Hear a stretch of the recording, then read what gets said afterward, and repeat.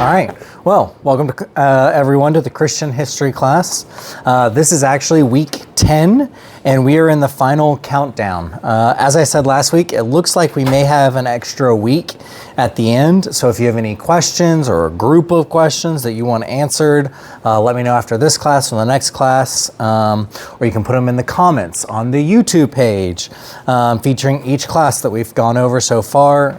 These videos are usually up on Friday for your weekend viewing pleasure, because I know you guys are just waiting with bated breath. Friday night's rolling around, gonna rewatch Wednesday night class. There's nothing better. But this week we'll be covering the Reformation. And as always, we will begin with our rules. Rule 1 is that we aren't covering everything. In fact, in my original outline for this particular class, Ulrich Zwingli featured prominently as one of the Swiss reformers. Yet, this is the only time you will probably hear his name tonight. And that's just one example of how little we get to cover. Rule 2 is that history is contested and not settled. Historians of equal credentials disagree on a variety of facts because the facts can be interpreted in a variety of fashions. So these two rules together should show you that I am picking and choosing which history to teach you. Now, my goal is to chart a course of historical figures from the Apostle Paul, who we talked about in week 1, that all the way to the people that help shape our ideas or how we kind of got here into this room at the Hardin Valley Church of Christ. So I want you to understand your inheritance that you receive as Christians. Now, whether I tell that story well or not is contestable as well, but it is my hope to give you at least guideposts or markers to do further research into what interests you. Last week was a prime example where I've actually done a pretty decent amount of research into Thomas Aquinas, and yet I've only read about 10% of the Summa Theologica, or about 600 pages of it. If that's your jam, I would love to learn from you on how you read Thomas Aquinas, because that book, the Summa Theologica, is a masterpiece of faith and reason. And that brings us to today, to this class. If the rediscovery of Aristotle began the scholastic period in medieval Europe, then the printing press is the catalyst to begin the Reformation. The big breakthrough, of course, being the Gutenberg Bible, with around 180 first editions issued to a variety of wealthy people, universities, or monasteries in around 1455. So it was a 3 to 5 year process to print those 180 first editions. So that's why you have 2 years up here, because if it takes you that long to print them, you're going to have some come out in 1454 and some come out in 1455.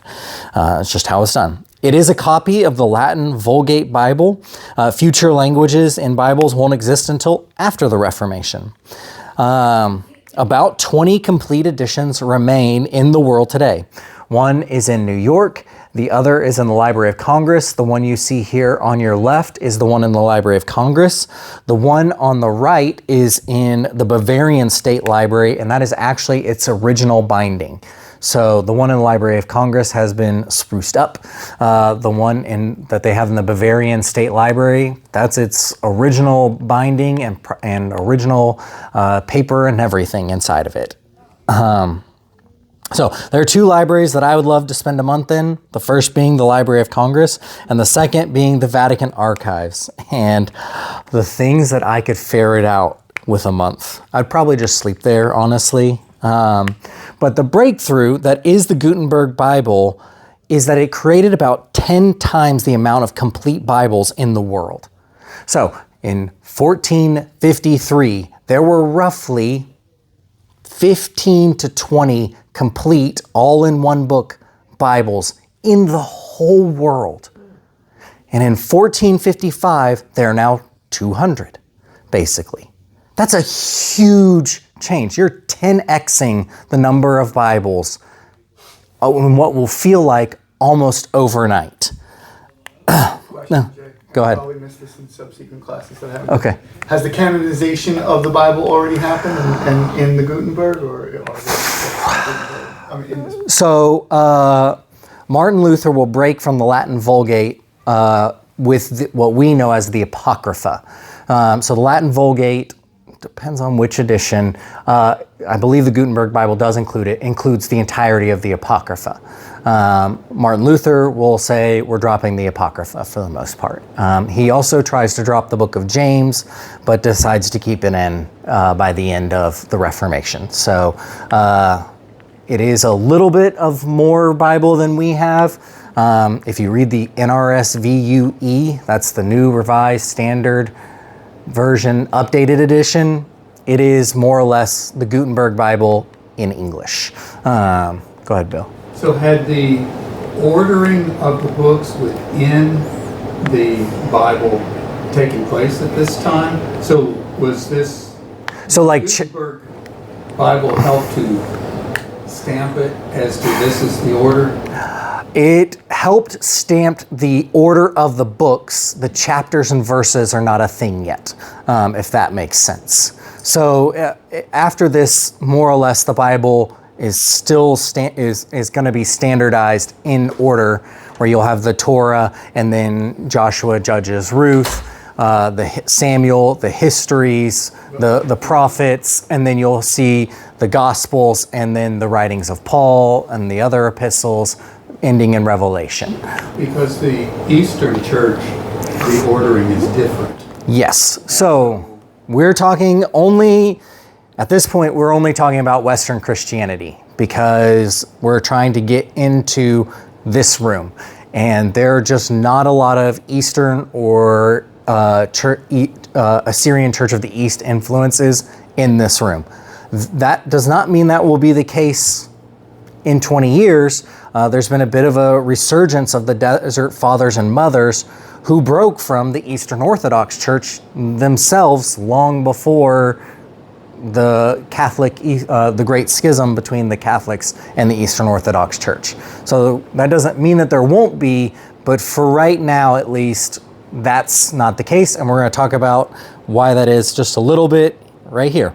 So what this does is it is almost the same as me being able to read ancient Greek translations of the Bible through the internet today, or work being done by my internet friends in recovering lost translations and inscriptions of the books of the Bible or Roman poets alongside Sumerian and Akkadian texts using AI. So this is a massive shift. I can learn Latin and read nearly original Cicero because of the internet today.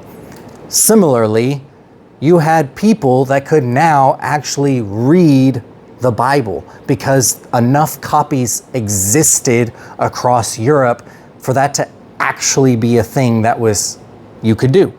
And that's going to be a huge catalyst in the Reformation. So, for example, again, this class would not be possible in the way I'm teaching it without a PhD or two in Christian history 30 years ago. So this class is not possible without the internet. Unless I had a PhD or two. And I do not have either of those. So similarly, the Reformation wouldn't have been possible without the printing press. We can look at a figure like Jan Hus, who predated the printing press by a few decades, and see an entirely different outcome between Jan Hus and Martin Luther. And that is in large part due to the printing press. So let's get into our main man tonight, Martin Luther. Martin Luther was born in 1483 in Eisleben, Germany. He was ordained a monk, and I believe it was 1503, into the Order of St. Augustine. The Order of St. Augustine is a really interesting monastic order, because it's one of the oldest, hence Augustine. But the first pope ever elected from the Order of St. Augustine is our current pope, Pope Leo XIV.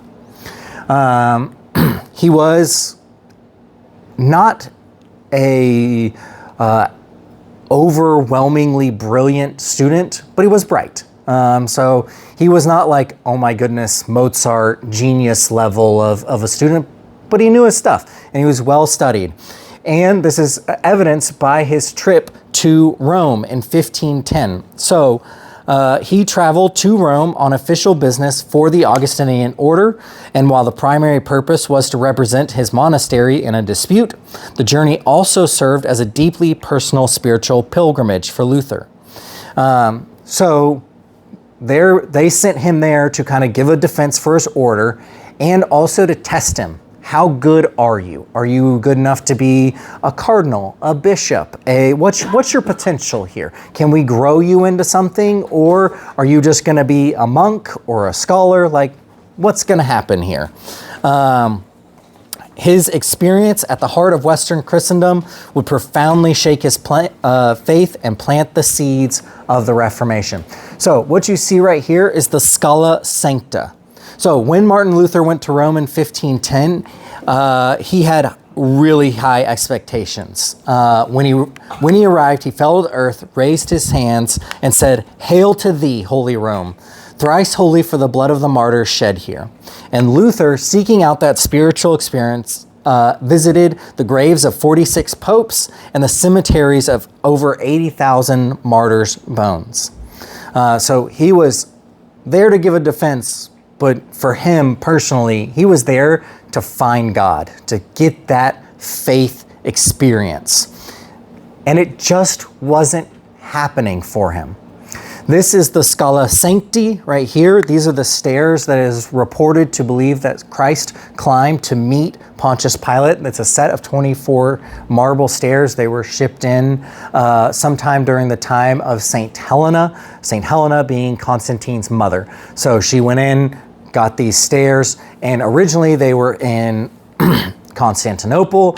After the Crusades, they're now in Rome. We talked about that with the Crusades and how the Western Christians looted the Eastern Christian capital.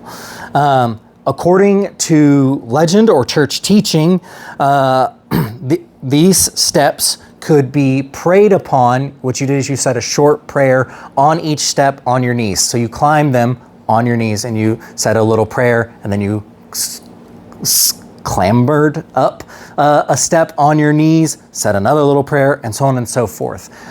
The church teaching at the time was that roughly 1,000 years of purgatory could be dropped off of you or an immediate family member's sentence if you climbed these stairs and made the donation at the top. So, purgatory, you need to remember last week's The Divine Comedy. While that was originally just a poem and in many ways descriptive, it became something more prescriptive by the church. The idea of indulgences and being able to knock off your time in purgatory. So Luther went to relieve his father's sentence in purgatory, because being the young man he was about the time he's going here, he's he's about my age, 35, when he's on his trip to Rome. And it's about in your late teens, 20s that you figure out that your first hero, your dad, is not as heroic as you thought he was. Luther's dad passed about 5 to 10 years before this point. We're not really sure when, but when you learn that your dad isn't your hero, you also learn that he wasn't perfect. And Luther, being a good son, came to climb the Scala Sancti in order to reduce his dad's sentence in purgatory. While he's climbing the stairs, at least the way the story goes, he hears this voice of thunder from the bottom of his heart that says, "The just shall live by faith." He was said to rise up, which you're not supposed to do on the stairs, in amazement, and he quickly gets back down on his knees, because whether he believes in all of this or not, he's a good German boy, and he's going to do his dad a solid by knocking off 1,000 years of his purgatory experience. He continues the climb, and by the time he gets to the top, he proclaims, "The just shall live by faith." And the priest is looking at him like, "Okay, weirdo." And the guy behind him, who's just a normal person trying to either knock off some of their own purgatory or maybe another, is like, "Is this real? What are you talking about here?" And the legend goes, in a wave of doubt, he stood up and said aloud, "Who knows if it is true?" Luther's visit to Rome was one of the most disappointing episodes of his life. So there are 2 holy cities in the entire world right now for Western Christians. The first one is obviously Jerusalem, but Jerusalem is held at the time by the Ottoman Turks. You're not getting in there easy or cheaply. And Luther, just being a above average monk, doesn't have the means to make that trip. Not without some backing from Rome, at least. The other holy city is Rome to him. And he just never catches the spiritual fire there. And I think if one of us traveled to Jerusalem today and around the Holy Land and we just never felt God, that's kind of what Luther's going through right here. He's like, is this all real? Is this really a thing? I've never heard of anyone making the trip to Jerusalem and being this bummed out, but for him, you can imagine how big of a letdown that might be. So he returns to Wittenberg, which is in the northern part of Germany. It's about 100 miles from Berlin. So that puts it really close to Berlin for future reference right there. And he writes his 95 theses. Unfortunately, if you love to believe the story of the 95 Theses where he nails them to the door, most historians think that isn't true. But if that is, if you find history to be more fun that way, then why not? These are the doors that he is said to have nailed them to, and they are inscribed today with his 95 Theses. The 95 Theses were their actual title is Disputation on the Power and Efficacy of Indulgences, which makes sense given his experience in Rome.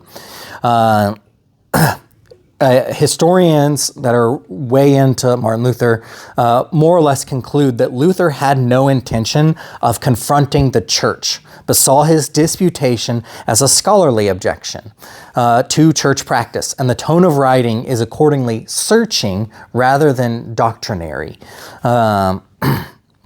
One, Hillerbrand writes that there's nevertheless an undercurrent of challenge in several of these theses, particularly in Theses 86, which asks, why does the Pope, whose wealth today is greater than the wealth of the richest Crassus, if you know your Roman history, was believed to be the richest man to have ever lived after Solomon,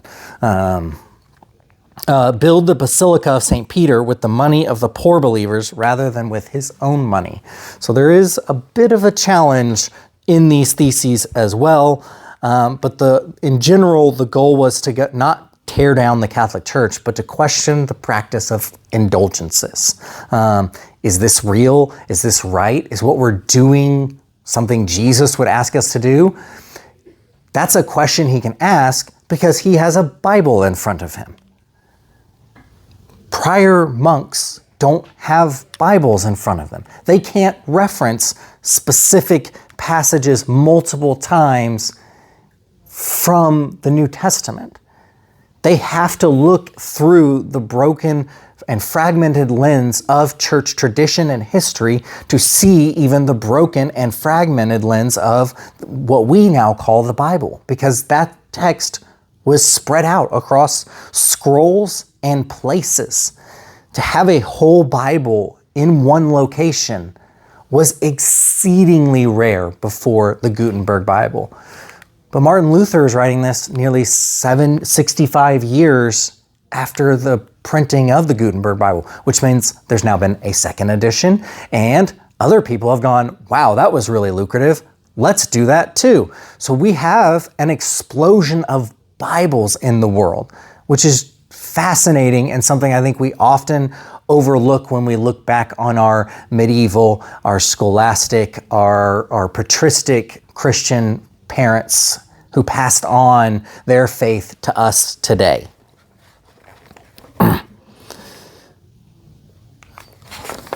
So, in 1520, he was first excommunicated by the Pope, and then he will be formally and forever excommunicated in the Diet of Worms in 1521. This is Luther in the middle, standing and making his defense to the Holy Roman Emperor, Charles V. Charles V, very Catholic, so he's all in on church tradition, so he's predisposed to not like Luther. Unfortunately for Charles, either the second or third most powerful man here, Frederick III, the Elector of Saxony, is in attendance as going to get Luther out of Worms and into his land so that the Holy Roman Emperor cannot attack Martin Luther or get to him, and they can't kill him before he really gets to spark the Reformation. This is how indulgences were justified back then. This is from 2 Maccabees 12:42 through 45. So this, if you're reading the Gutenberg Bible, you will find this in the Bible. So 2 Maccabees 12:42 through 45. And they turned to supplication, praying that the sin that had been committed might be wholly blotted out.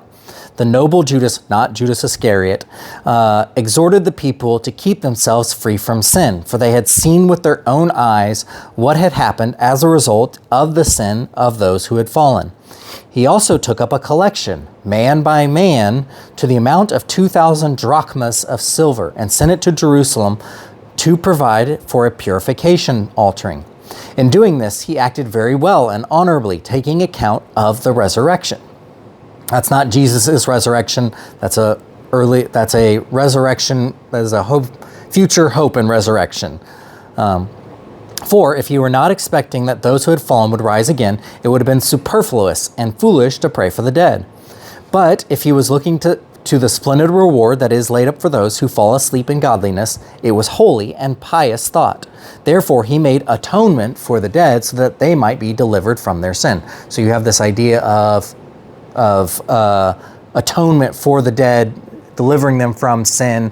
When you have Dante's Purgatorio in your mind, where you have to climb all of these levels to get out of purgatory and into heaven, now you can kind of see how it all messily fits together for this. How do you atone for these? Well, it was Judas taking up a collection of silver drachmas to atone for the people in purgatory. So that was the way the argument went. I think it's pretty weak, but that's what they went with for a couple hundred years. So one of the things that kept Martin Luther alive and present and really spurred on the Reformation was the printing press. So the printing press, with the printing press, he would hold famous discussions with people like Erasmus. Erasmus is the man on your left. He's the famous Catholic humanist. Martin Luther on your right. But he held these discussions in printed paper. So these papers became a printer's delight because they made the downtime between book productions lucrative. These new papers always captivated the public's interest and became a source of public forum. If you've ever wondered how Facebook and Twitter make their money, it is the same way as these new papers did for printers. In the 1500s, they expanded the public forum from a local in-town debate to one that could happen across a continent. And that meant we, the normal people, got to read and then weigh in on a discussion between two heavyweight scholars. Well, have you read the new paper or the newspaper from Erasmus saying this thing against Martin Luther? Well, have you read Martin Luther's rebuttal to this? Wow. And guess what printers are making? They're making some money. And in some cases, they were told to shut down their printing presses because they were printing Martin Luther's rebuttal or Erasmus's rebuttal, depending upon where you lived and which town could make money / protect themselves from Catholics and the burgeoning, what will be called Protestants. But the printing press was really key to expanding the Reformation because Martin Luther was willing to have these discussions, not in a debate behind closed doors, but on Twitter, more or less. It's the 1500s version of having a debate on Twitter. We have debates on television now, but even those aren't written quite the same way, and so that's how he was able to be protected, and fuel protection for himself was by having enough of the sway of the public. At least you had a portion going, I don't know, who's right? Why is he right? Why are they right? And you had a middle ground of public unwilling to go to war for either side, which was exactly what Martin Luther needed to live out the rest of his days. He will spend the rest of his time building a local church that is more or less the model church for the Lutheran Church as they practice it today, over 500 years later at this point. Well, about 500 years, which is pretty fascinating that more or less the church hasn't changed for them. Now, have there been new theologies and practices and things? Yes, they use projectors. There were not projectors or electricity back then. So are there new things to it? Yes, but in general, the way they run is more or less how Luther ultimately laid it out. And a lot of what he laid out were not just descriptions of how to do things, but the tools for when to change them. So in many of his writings, he talks about how not to change too much from Catholic tradition, because that's just a shock to the system for most of the lay people. But over time, we will separate ourselves in certain ways and fashions from Catholicism so that we will be distinct. Now, one of the people reading these papers that Martin Luther was writing across the continent was John Calvin. John Calvin was born in 1509 in France. And he is the father of what is now called Reformed theology or Reformed Christianity, which is also known as Calvinism. And he started as a French lawyer and became a Swiss Protestant teacher that ended his time in Geneva. So, one of the things that Martin Luther really didn't like from medieval Christianity was the heavy reliance on Aristotle. So we talked about Aristotle a little bit last week in our discussion with Thomas Aquinas. It's heady stuff that I'm not going to go into too much. But most lawyers and most law degrees have a firm basis in understanding of Aristotle. So if Martin Luther is moving against Aristotle, we're going to see from a French lawyer a move back towards Aristotle, which helps differentiate the two Protestant movements, mainly around their acceptance of, do you think what Aristotle said is a good idea or a bad idea? And that's as far as we're going to go on Aristotle tonight. If you want nerdier discussion, you can find it. But John Calvin moves out of France and ends up in Geneva, Switzerland. Geneva, Switzerland's right there at the bottom, and that's right up next to France. This was is his main cathedral where he preached and taught from. It is St. Pierre's Cathedral. John Calvin, while Luther started the Reformation, it is John Calvin who does much more to shape our American idea of Christianity today.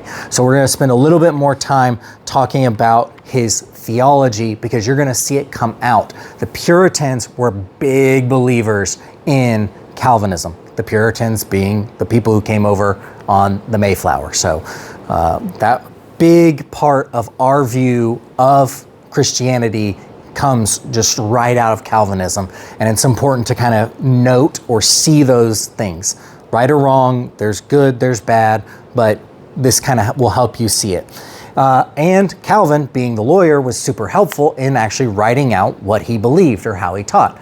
And he did it in his book called The Institutes of Christian Religion. If you ever hear a theologian talk about the Institutes, this is usually the one they mean. They mean the Institutes of Christian Religion as written out by John Calvin. It's what finalization was about 1545. Its first publication, I think, was 1528. That first publication is the one that I'm not remembering.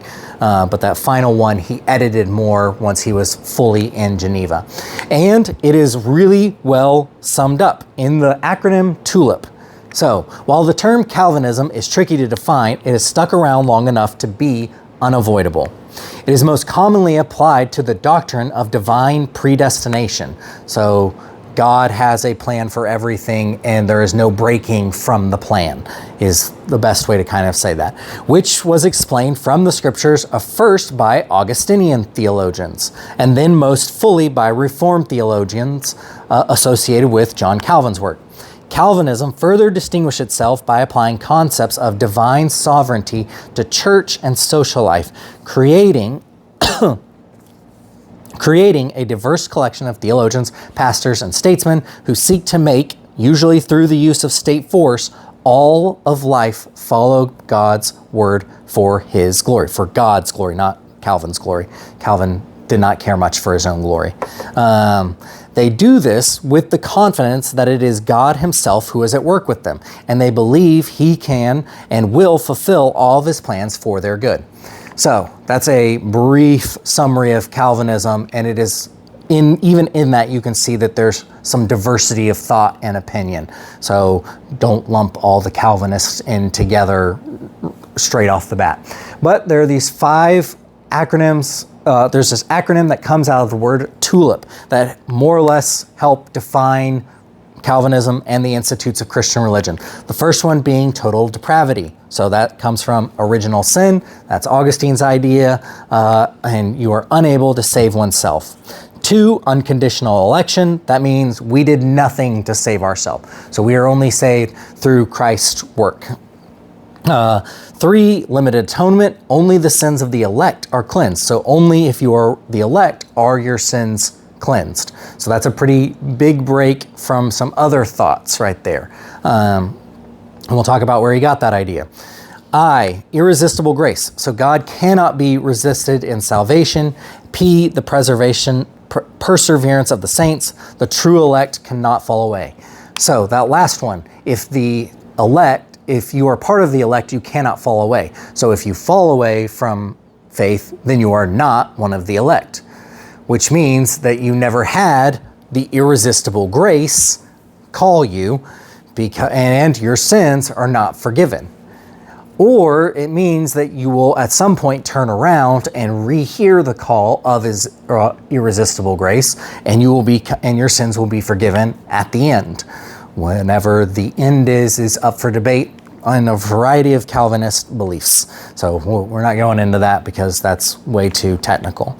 And the final idea is the unconditional election. So it kind of goes up. You see how it kind of goes down and then feeds back into itself, going back up, where we did nothing to earn or do that one. So I hope what you are hearing in this is you're seeing both Augustine and Anselm. So remember Anselm's core argument for substitutionary atonement theory. It's that God cannot be dishonored, and therefore God's honor must be satisfied. Now, if you're going to legislate people following the word of God, what does that mean? That means that you have to punish them in order to follow or legislate the word of God. So this is where we get the idea of what is called penal substitutionary atonement theory. So it is an add-on to Anselm's work. So if you have, we will hear next week, John Edwards will give us the book Sinners in the Hands of an Angry God.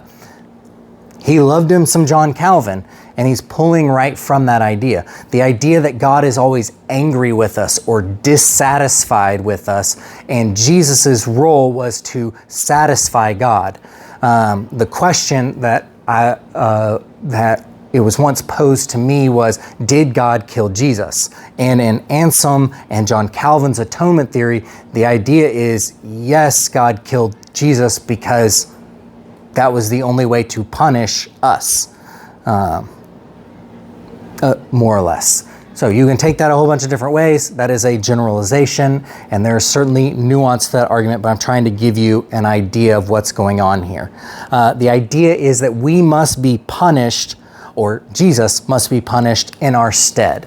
So that's the idea of penal substitutionary atonement. Now, if you have these ideas in confluence, and you can think about how happy the Puritans were and or maybe how conservative the Puritans were, you can imagine how joyless Calvinism often leads people. But we've heard Augustine and Anselm once again And guess what we're seeing Calvin do, just like the people before him? This is Augustine on your left and Pope Gregory the Great, the first, on your right. This is Augustine on your left and Pope Gregory the Seventh on your right. This is Augustine and Thomas Aquinas on your right. And then this is Augustine and John Calvin on your right. We're just doing the same thing. It's just the 1500s instead of the 1200s, instead of the 1000s, instead of the 600s. Despite having all of these Bibles around for really the first time ever, the Protestant Reformation still begins in St. Augustine and this desire to have a Christian state. So in Augustine's time and in Gregory the First time, it was a Christian empire. And even in Gregory the Seventh's time. By Thomas Aquinas, it's going to be a Christian nation. John Calvin and Martin Luther are going to shrink it down to a Christian state or Christian city-state. And John Calvin, probably more than anyone throughout history, will succeed in trying to make a theocracy out of Geneva. That's how out of Geneva. So Geneva, Switzerland, for roughly 20 years will run more or less like a theocracy. And he is incredibly successful, I guess, at it. But if he was so successful, it never really caught on into other cities, even ones like Lausanne, which is not that far away. Decided not to take up Calvin's call to run a state as God would have it run. The Puritans, when they leave England, this is part of their goal. We're going to found a Christian state. We're going to do it right because we're starting from scratch. The idea was that they couldn't do it because they weren't starting from scratch in Switzerland. Where there's nobody there for us to contend with, so we're going to begin a whole new state with John Calvin's Reformed theology and make God's nation. Unfortunately for them, a whole bunch of other people came over along the way, also Europeans, and then they, of course, also ran into the Native Americans, and so was it a blank slate? Not by any means. But that was the original idea. And John Calvin has many of the state-run, the Reformed theology state-run kind of city of Geneva has many hallmarks that we will see when Christianity tries to become a state. The Crusades was Christianity trying to become a state. The Inquisition was the Christianity trying to become a state. There are many points in history where Christians try to fuse with the state or take over the state's position. And it almost always ends in bloodshed. And we will see that because the next few hundred years from the Reformation on will be some of the bloodiest centuries in all of human history. There will be more people killed by war almost in the 1900s alone, but if you include the 1500s through the 1900s due to war, then almost all other people combined through all other causes. Now, a lot of that has to do with population explosion and life expectancy increasing and a whole bunch of other factors. But if the idea is to not kill people or to treat people with love and kindness and compassion, to, as the prophets would say, beat our swords into plowshares, the Reformation thoroughly does not accomplish this goal. And it might be because we're starting at the same place as the previous generations did with St. Augustine. Some of the first people to question whether St. Augustine is a good place to start with, we'll talk about them a little bit next week, will be in the Restoration movement. That's Alexander Campbell, that's the Stone Campbell movement. There's some of the first people to go, maybe Augustine isn't a great place to start. Maybe we should start someplace different. So that's a little bit of our heritage. So if you keep going, why do they keep making this complaint? Well, you're probably sitting in the right classroom, because that our movement was one of the first ones to go, hey, wait a second. I think our problem here is where we're starting. We're not starting with Christ, hence Church of Christ. And if you want to know more about the Restoration Movement, go ask Tom Rucker, because he knows infinitely more than I do about the Restoration Movement. And if I get anything wrong, just go with him. Don't go with me. He knows infinitely more about the Restoration Movement. So let's talk just a smidgen more about how Calvinism differs from Lutheranism and Arminianism. The Church of Christ, in many ways, is a fusion of Calvinism and Arminianism, along with the idea of questioning this, is Augustine the best place to start? So if you take those three threads together, you are pretty close to the Restoration Movement's ideas. The first one, so total depravity. Humans possess free will, but it is in bondage to sin until transformed after death. So the main critique against Calvinism is there is no free will in Calvinism, more or less, because everything is predetermined and predestined, and that is Calvin's main kind of shtick, is God wills it. Now, if you heard that and you got afraid because of the Crusades, you've been paying attention. But the main shtick for Calvinism is predestination. So in general, free will is not really a consideration that gets taken into account. So that is why you will say, in general, in the Church of Christ, we do believe in free will. So that is why we're not fully Calvinist. Lutheranism is the middle ground, and in Arminianism, they do believe in free will. So humanity possesses freedom from necessity, but not freedom from sin, unless enabled by grace. So we don't have freedom from sin. We're still enslaved or captured by sin, but we do have a choice in all of that. And you'll see that mostly in the justification and atonement. So in the Arminian camp, justification is made possible for all through Christ's death, but only completed upon choosing faith in Jesus. So there's a choice to be had there and something. And you've probably heard that before in how atonement's been talked about. In Calvinism, on the other end, justification is by faith alone, or sola fide. And there are various views regarding the extent of that atonement, but in general, it is only for the elect. So Christ's sacrifice is not for all in Calvinism. It is only for the elect. In the Arminian view, Christ's sacrifice is for all, and whether you choose to accept it defines whether you are atoned or justified for. And Lutheranism kind of holds that middle ground where it kind of leans one way, depending upon what year you're asking and which institution and which location. So they kind of hold that middle ground between these two. The conversion in Calvinism, remember, is irresistible. The difference being in Lutheranism is it is resistible. And then in Arminianism, again, of course it's resistible because you must have free will, which means that there's also baked into the understanding of the world of a form of common grace. Now, the Baptists really love their common grace. So the Baptists are tied up in this same kind of theological soup we are here. And the idea of common grace is that food tastes good. You can love somebody whether you are a Christian or not. The sunsets are beautiful. The birds chirp and we find their sound refreshing.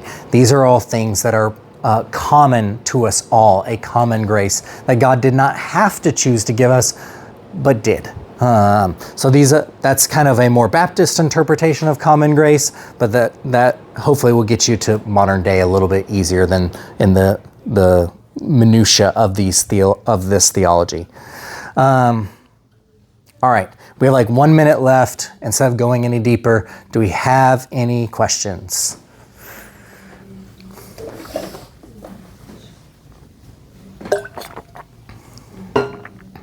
Wow, nothing. Okay, I'm either the best teacher or the worst. What I want you guys to remember, and I want you to remember this about everyone we've talked about, These are people. Martin Luther and John Calvin were people. They were not perfect, just as you and I are not perfect. I think in general, these people, whether they're Pope Gregory I or John Calvin or Thomas Aquinas, were trying to live faithful lives. They were doing their best to serve and follow God. Were they misguided sometimes? Probably. Am I misguided sometimes? Definitely. So, instead of looking at them and only judging them for their faults, we should look past their faults and find their faith. And when we find their faith, we can be encouraged and built up by it. When we are encouraged and built up by it, we are inheriting their faith. And that's something that is beautiful for us, even if we disagree with all of column 1 on here. Because no matter what, John Calvin's goal was to lead people to Jesus and God. Did he do it in the best way? I personally think absolutely not. But that was still his goal. And that is a noble goal for us all. So, whether you disagree with everyone that's come before or not, look for their faith. Be encouraged by that. We talked a few weeks ago about how a cathedral is made up of a nave, and a nave is a ship terms. And one of the reasons why it's designed that way is that so you are in a ship with either your bishop or the local congregation and the saints that came before you through the storms of life. This is your inheritance as Western Christians.